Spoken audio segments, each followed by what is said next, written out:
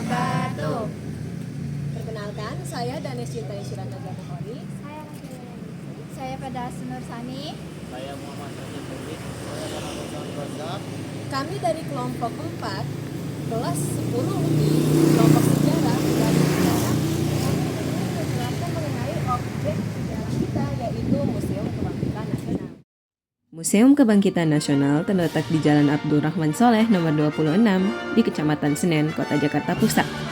Karena nilai sejarahnya yang tinggi berkaitan dengan kelahiran Budi Utomo pada 20 Mei 1908, pada tahun 1948 ditetapkan sebagai Hari Kebangkitan Nasional. Selain itu, gedung ini juga merupakan saksi lahirnya organisasi-organisasi pergerakan kebangsaan, yaitu Budi Utomo, Trikoro Darmo atau Jong Java, Jong Minahasa, dan juga Jong Ambon.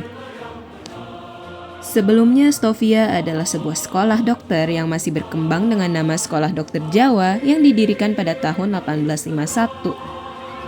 Seluruh staf dosen kampus tersebut berasal dari dokter rumah sakit yang sama, yaitu Rumah Sakit Pusat Angkatan Darat Gatot Subroto. Kemudian, aktivitas belajar, mengajar, dan sekolah tersebut dipindahkan di samping rumah sakit militer atas prakarsa H.F. Ruhl, sang direktur, hingga berhasil rampung pada tanggal 1 Maret 1902. Karena perkembangan yang pesat, Stovia pindah dari daerah Kuini Senen ke Salemba yang kini menjadi Fakultas Kedokteran Universitas Indonesia. Kampus yang terletak di Kuini sejak tahun 1926 dialihfungsikan menjadi tempat pendidikan mulo setingkat SMP dan AMS setingkat SMA. Lalu, ketika Jepang tiba pada tahun 1942 sampai 1954, gedung pertama difungsikan sebagai tahanan pasukan Belanda yang melawan Jepang. Berlanjut ke masa kemerdekaan Indonesia tahun 1945 sampai 1973, gedung tersebut dihuni oleh keluarga tentara Belanda dan orang Ambon.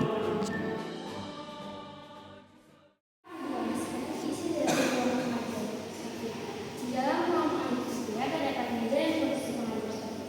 Mengajar Stovia berjumlah 12 orang yang biasanya dibantu oleh pengajar lulusan pelajar terbaik Stovia. Mengajar Stovia biasanya setiap tahun mengalami perubahan karena adanya yang mengambil cuti untuk pulang ke belajar. Mengajar Stovia biasanya digunakan pada saat pembelajaran, istirahat sekolah, dan selesai kegiatan pembelajaran. Oke guys, ini adalah ruangan media pembelajaran. Pembelajaran di Stovia lebih menekankan praktek sehingga dibutuhkan media pembelajaran yang mudah disimulasi dalam pembelajaran. Media pembelajaran ditempatkan dalam ruangan tersendiri yang akan diambil oleh para pengajar pada saat akan memasuki ruangan pembelajaran.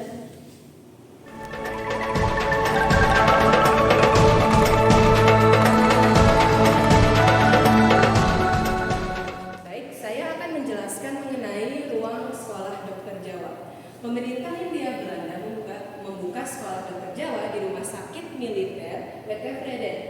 Tujuan pendirian Sekolah Dokter Jawa ini adalah guna menangani wabah penyakit yang ada di sekitar Pulau Jawa dan di daerah Karesidenan Banyumas. Di sini terdapat mesin elektroradiograf di mana mahasiswa Stovia menggunakannya dalam praktek kedokteran untuk mencatat detak jantung dalam prakteknya. Hal menarik lainnya di sini adalah alat pemecah kepala, di mana mahasiswa Stovia juga menggunakannya untuk memahami isi kepala, lebih spesifiknya bagian otak. Terdapat penjelasan mengenai usulan-usulan dari Dr. Willem Bosch, di mana pada 14 April 1847 beliau mengusulkan beberapa usulan kepada Gubernur Jenderal Duimer van Twist untuk menangani wabah penyakit di Pulau Jawa. Di sini ada ruangan Stovia.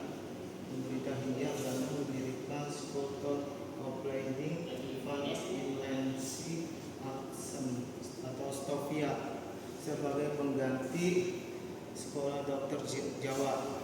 Proses seleksi untuk menjadi pelajar Stovia dilakukan secara ketat, sehingga sekolah ini menjadi tempat berkumpulnya pelajar bumi putra yang cerdas. Mereka tidak hanya belajar ilmu kedokteran, tetapi ilmu budaya dan ilmu politik dipelajari. Juga hal inilah yang menjadi pelajar Stovia memiliki kepekaan lingkungan sekitarnya.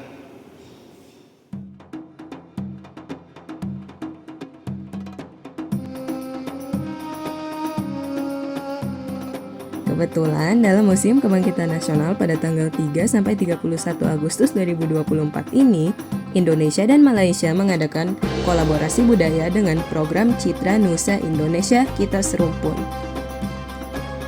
Indonesia dan Malaysia merupakan dua negara tetangga yang serumpun sehingga memiliki warisan seni, budaya, dan adat istiadat yang memiliki ragam kesamaan. Indonesian Heritage Agency bersama dengan Jabatan Museum Malaysia serta didukung berbagai kementerian dan lembaga terkait berkolaborasi meresmikan rangkaian pameran dan festival Citra Nusa Indonesia Kita Serumpun di Museum Kebangkitan Nasional.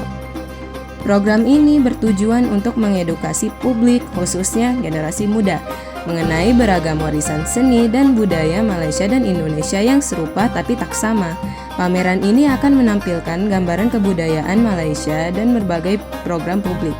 Pameran Citra Nusa diharapkan juga dapat menjelaskan cara hidup masyarakat Indonesia dan Malaysia dari masa ke masa, termasuk prinsip-prinsip budaya dan adat istiadat dan berbagai aspek arsitektur tradisional.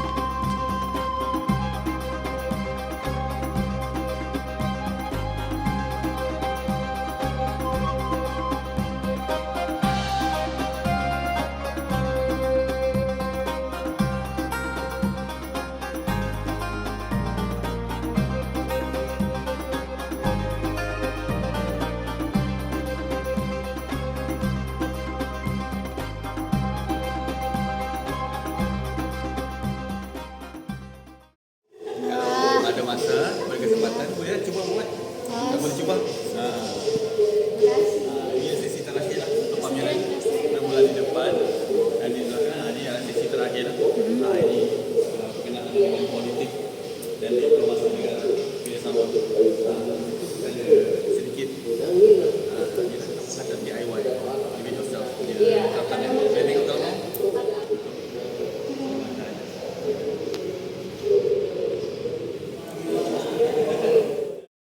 Di Gedung Museum Kebangkitan Nasional, beberapa tokoh pergerakan seperti Ki Hajar Dewantara, Cipto Mangunkusumo, dan R. Sutomo pernah menimba ilmu. Oleh karena itu, selanjutnya pada tahun 1973, pemerintah Provinsi DKI Jakarta memugar gedung itu dan pada 20 Mei 1974, bersama dengan Presiden Soeharto, diresmikanlah menjadi Gedung Kebangkitan Nasional.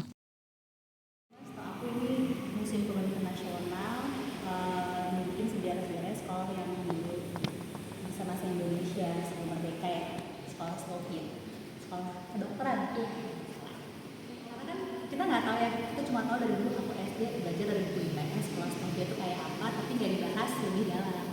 Nah di sini semuanya dibahas lebih dalam semua dari pengajaran seperti apa bentuknya, terus kalau nggak salah tadi nama-nama zaman dulu, area-areanya, terus siapa aja para siswanya, dan peralatan kedokteran zaman dulu tuh kayak apa sih, sampai ngebayanginnya yang sekarang kan udah lebih canggih ya, kalau dulu masih udah canggih juga cuma nggak secanggih sekarang. Ingat sejarah zaman dulu gimana sih perkembangan kedokteran atau penyakit-penyakit apa aja yang zaman dulu ada, yang endemik, terus yang sekarang tuh kayak gimana sih, apakah udah ada obat atau belum.